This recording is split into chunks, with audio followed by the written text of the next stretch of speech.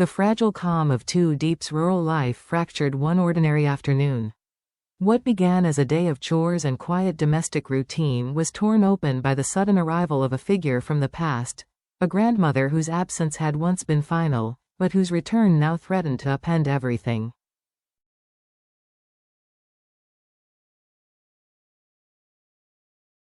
For CEO James, already fighting to keep his crumbling company alive, the stakes had never been higher.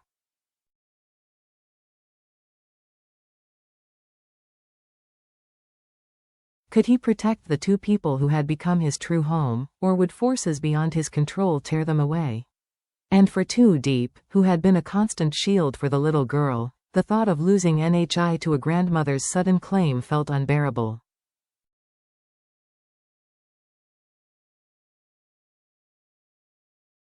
What followed was not just a dispute over guardianship, it was a reckoning with the very meaning of family.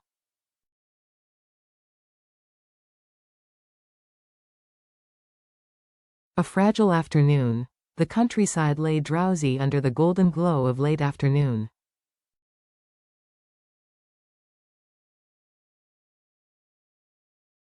Sunlight filtered through bamboo fencing, casting playful shadows across the yard where Nhi's laughter had so often rung out like music.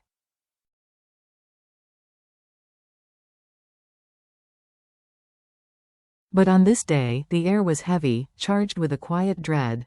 At the wooden gate, Too Deep brushed her fingers over the cool shells of the last chicken eggs she had gathered.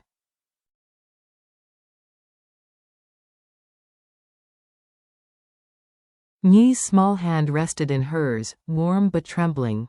"Deep," the little girl whispered, her voice quivering with doubt, "why hasn't Uncle James come today? Does he not love us anymore?"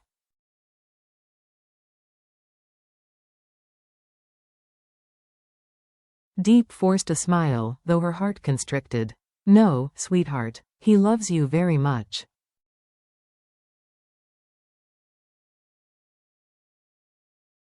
He's just very busy right now," but she could not ignore the hollow ache in her chest.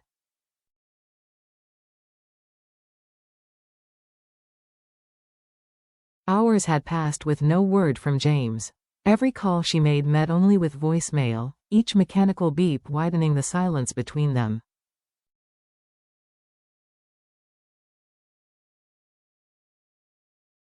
Just as she steadied herself to lead Nhi toward the market, two figures appeared at the edge of the dusty path.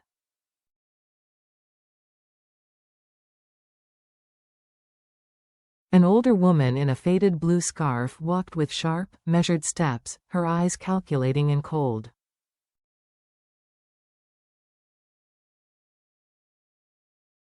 Behind her loomed a silent man whose presence radiated quiet menace.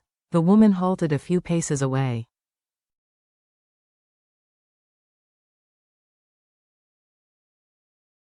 Her gaze locked on Nhi. "So," she said, her voice low but cutting, "this is where you've been hiding her."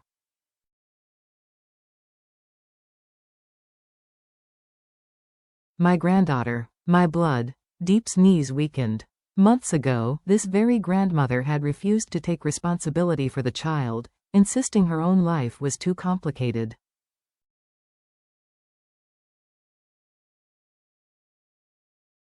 Now here she stood, like a storm arriving without warning. "You left her," Deep countered, her voice steady despite her trembling hands.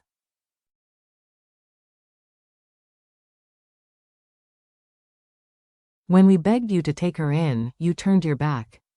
And now you come to claim her?"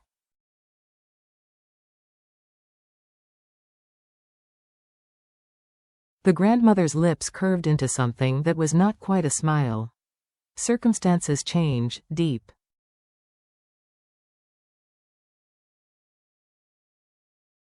I have the means now. I've even arranged incentives." She nodded toward the silent man, whose expression confirmed her veiled threat.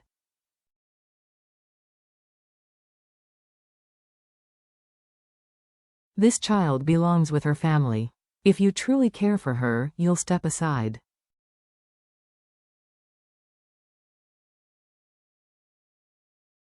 Nhi clung to Deep's skirt, wide-eyed, her small body sensing the gravity of the moment.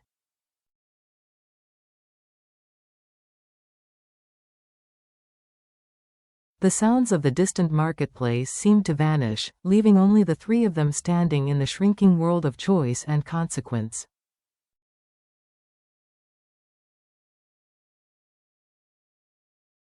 A father in the distance. Miles away, James sat slumped in a sterile hotel room in Hanoi.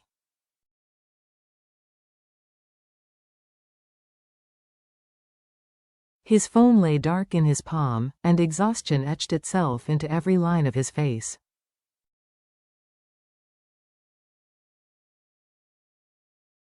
His empire was unraveling. Deals collapsed one by one, competitors circled like vultures, and John's betrayal had left his business gasping for survival.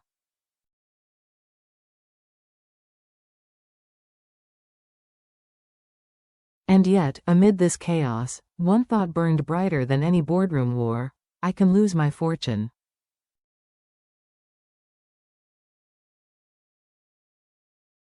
But not Deep. And not Nhi. A claim of blood. Back at the countryside gate, the grandmother's voice shifted, less sharp, but no less dangerous.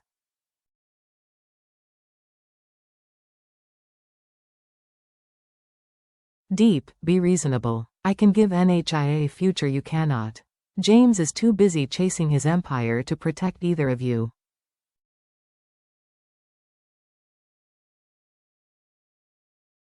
Do you want to watch her suffer when his world collapses? Tears pricked Deep's eyes.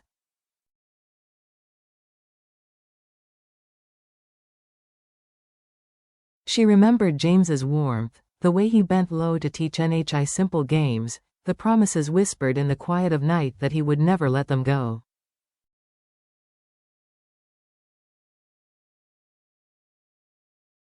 She also remembered the silence, the unanswered calls, the fear of abandonment. But Nhi's tiny fingers tightened around hers, anchoring her in that moment.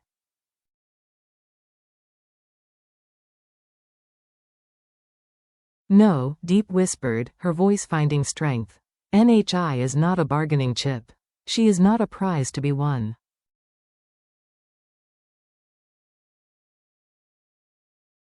She is loved, and she will stay with the people who have been here for her. For a flicker of a second, surprise, and perhaps even guilt, crossed the grandmother's face.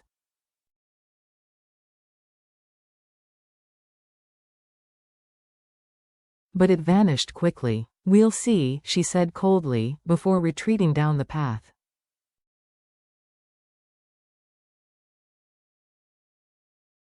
Deep dropped to her knees, embracing Nhi as the evening sky deepened into violet. She knew storms were coming, storms love alone might not withstand.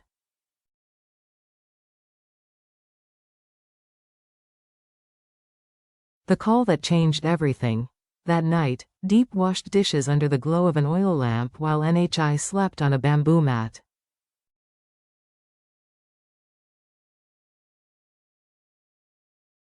The grandmother's words replayed like a broken record in her mind, each accusation impossible to silence.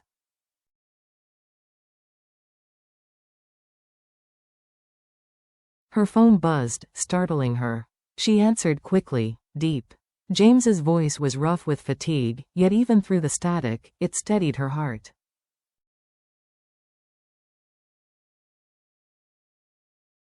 James, she whispered, careful not to wake Nhi. Where are you? I'm in Hanoi. The deal fell apart. John's people pulled funding again.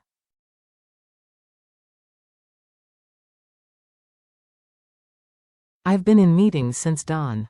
But tell me, what happened? Deep hesitated, then confessed.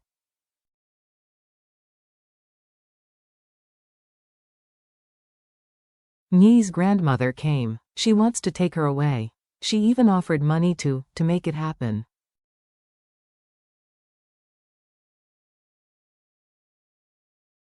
The line fell silent, heavy and dangerous.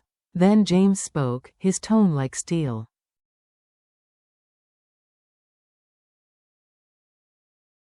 She thinks she can buy her way into Nhi's life? Not while I'm breathing. She's her blood, James, Deep whispered.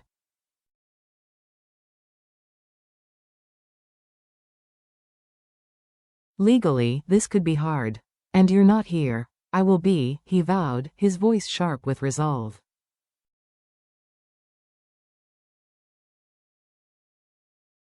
First train tomorrow. I don't care what it costs or who I have to face. Deep wanted to believe him.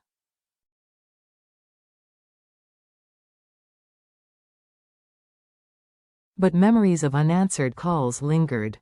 She stared at their humble home, its chipped paint and sagging doorframe, and wondered if love alone could hold their fragile world together.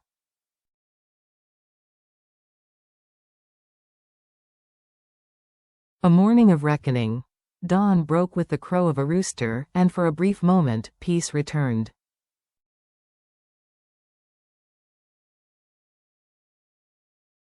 Nhi giggled as she skipped stones across the stream, her laughter echoing in the valley.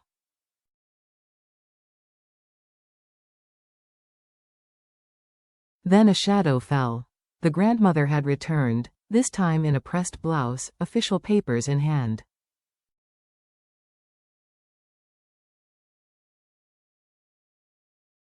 I told you, she said coolly. This isn't over. I've spoken to people. I can make this official.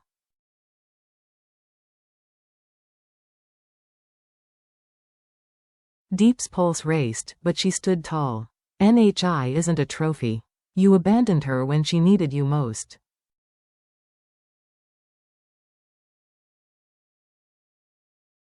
The grandmother's gaze softened for just a breath, regret flashing in her eyes, before hardening again.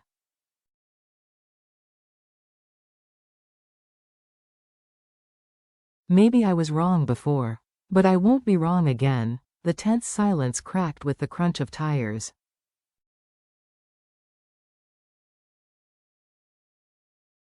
A sleek black car pulled up. James stepped out, his suit rumpled, eyes shadowed by sleepless nights.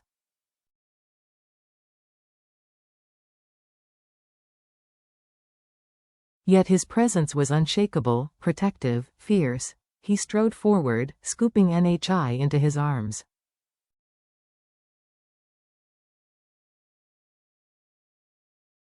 Hey, sweetheart, he whispered. I'm here now. Then he turned to face the grandmother, his voice calm but edged with warning.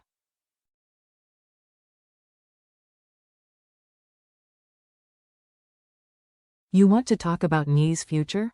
Fine, but you don't threaten Deep. And you don't frighten a child.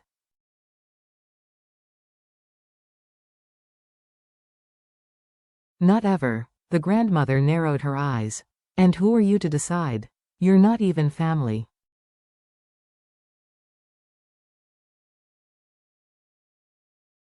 James straightened, holding Nhi close. Maybe not by blood, but I'm the one who shows up.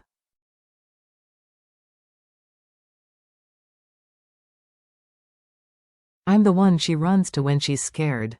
Family is earned. The air crackled with tension, heavy with the weight of unspoken truths.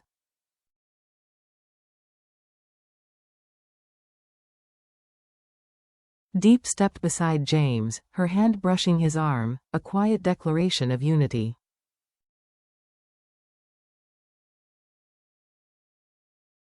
The grandmother's lips pressed into a thin line. We'll see what the law says. With that, she turned and disappeared into the mist.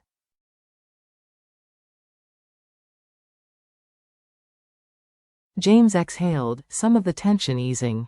He turned to Deep, his voice softer now.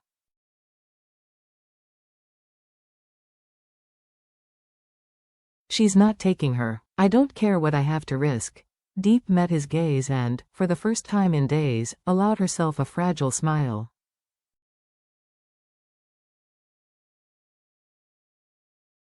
But deep down, she knew, the hardest fight was only just beginning. Lessons in love and family.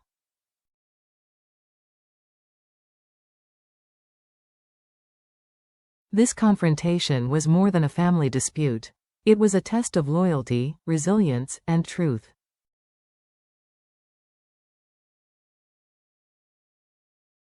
Blood is not enough. The grandmother's return proved that family cannot be defined by lineage alone.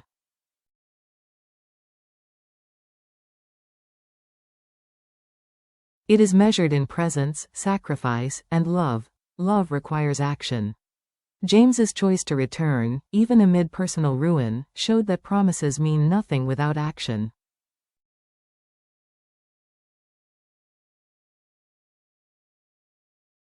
Children see everything. Nhi's clinging embrace was proof that children notice absence, broken promises, and fear, but they also feel security when love is steadfast.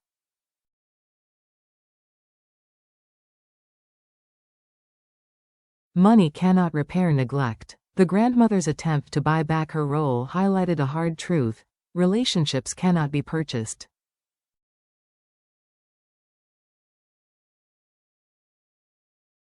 They must be lived. Courage is love in action. Diep's decision to stand firm, even when threatened by legal consequences, showed that real care means protecting the vulnerable at all costs.